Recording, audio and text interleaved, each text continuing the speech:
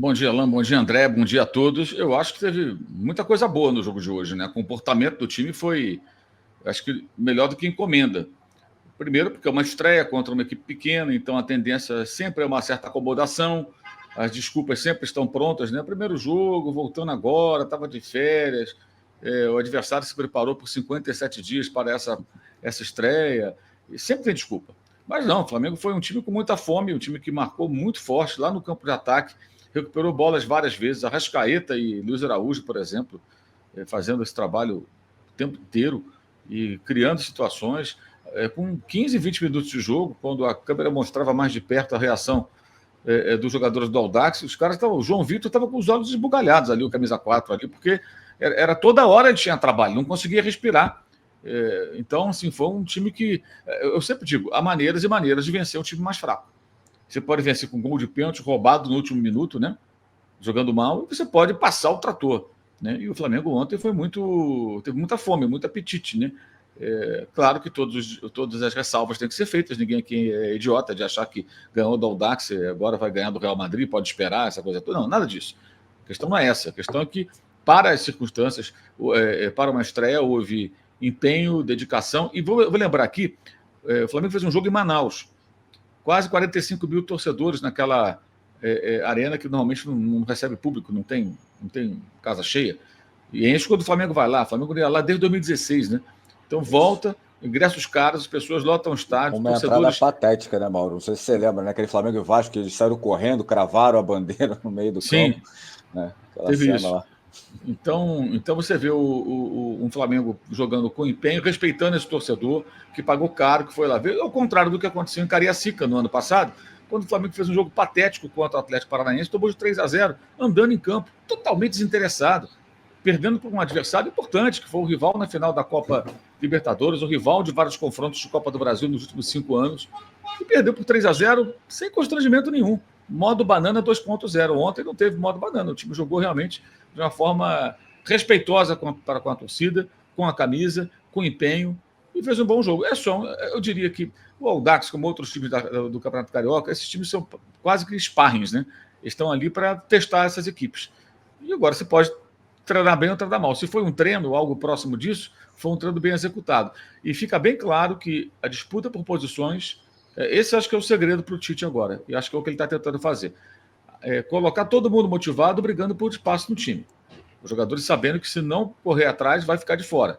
Ontem você viu um Gabriel entrando no segundo tempo e querendo marcar de qualquer maneira, e parece até mais fininho, né? E lamentando gols perdidos. O Bruno Henrique idem. O Davi Luiz nem no jogo entrou. E vem aí o De La Cruz, significa que um dos titulares vai parar no banco. Um dos que jogaram ontem. Tem que sair alguém. O homem vai jogar. E ainda tem a possibilidade de chegar mais alguém se os dirigentes conseguirem contratações. Ou uma, pelo menos. Eu acho até que o Vinha vai acabar vindo. Acho que é uma questão até de... A gente vai falar mais sobre isso. Os outros mais difíceis. Mas já se pensa em outro zagueiro. Então a disputa vai ficar mais acirrada. E quem não correr atrás não vai jogar. E o Tite tem tamanho, né, gente, para isso. O Tite foi técnico da Seleção Brasileira das Copas do Mundo.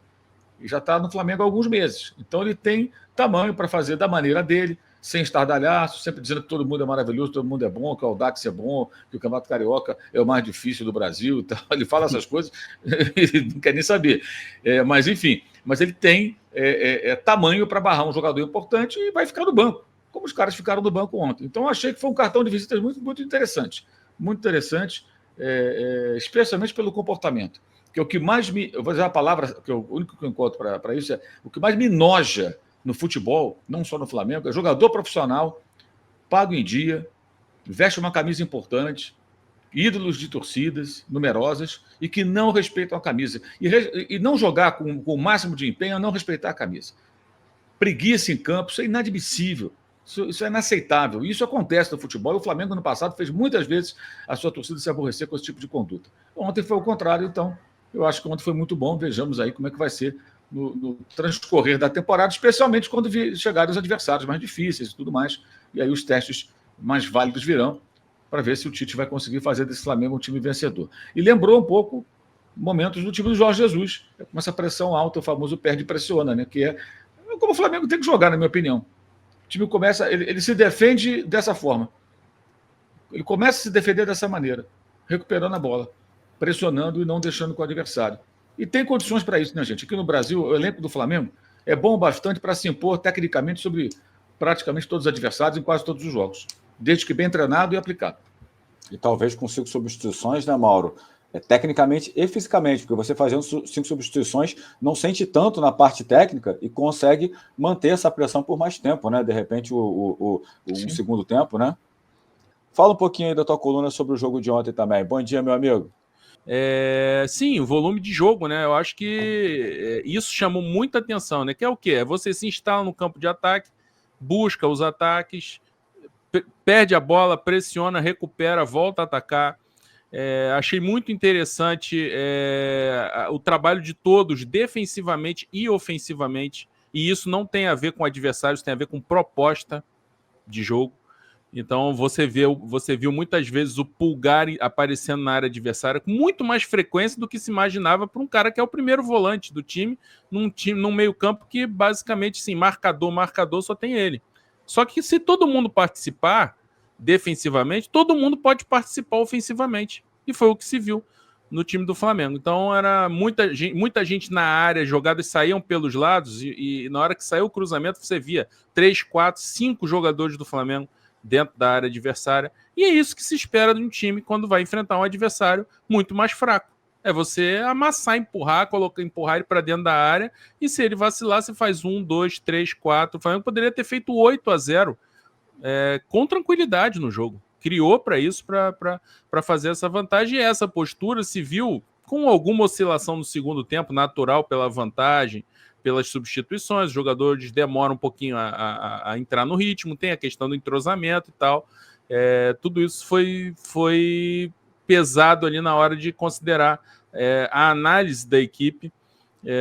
Então teve esse período de oscilação, mas na maior parte do tempo o Flamengo buscou o ataque, buscou o gol, né? E eu achei muito interessante também as jogadas pelos lados, em que você sempre tinha 3 jogadores ali e não necessariamente com as funções muito definidas, assim, o lateral, o ponta está sempre aberto, o lateral está sempre apoiando por dentro, o meia também. Não, você via momento que o Luiz Araújo estava por dentro, quem estava aberto era a Arrascaeta. Do lado esquerdo, o cruzamento que o Gerson fez para o gol do Pedro, ele apoiou ali como um ala. Gol do Cebolinha, né, André? O gol do Cebolinha, o Luiz Araújo tá centralizado isso. Lá na esquerda, toca a bola para o Cebolinha. Exatamente. O Luiz Araújo estava aberto pela esquerda, o Cebolinha estava mais por dentro, e o Arrascaeta ali apoiando e não o Gerson.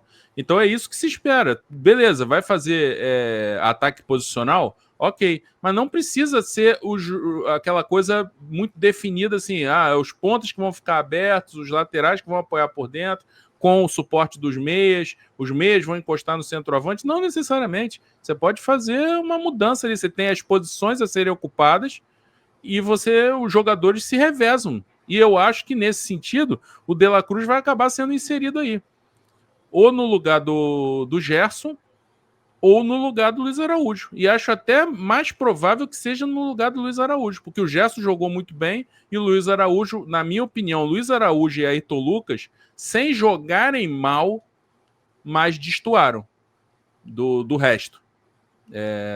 Eu achei que cometeram mais erros do que os outros, e mais erros até do que o recomendável para um jogo tão tranquilo desse, que o jogo foi condicionado logo no início, né? Sai o gol, e aí outro mérito, né? Que é ter a bola parada. A bola parada funciona justamente nesse tipo de situação.